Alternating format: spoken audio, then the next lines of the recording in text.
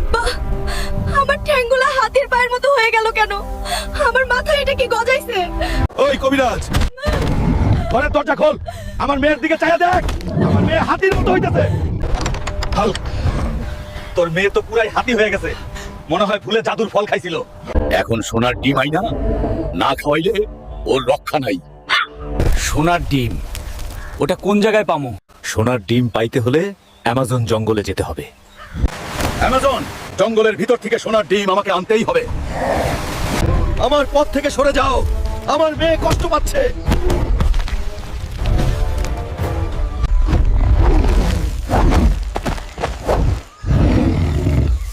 এটা আবার কোনো বিপদ? তুই তো ভীষণ মোটা তাজা, তোরে খেয়ে মজা পাওয়া যাবে।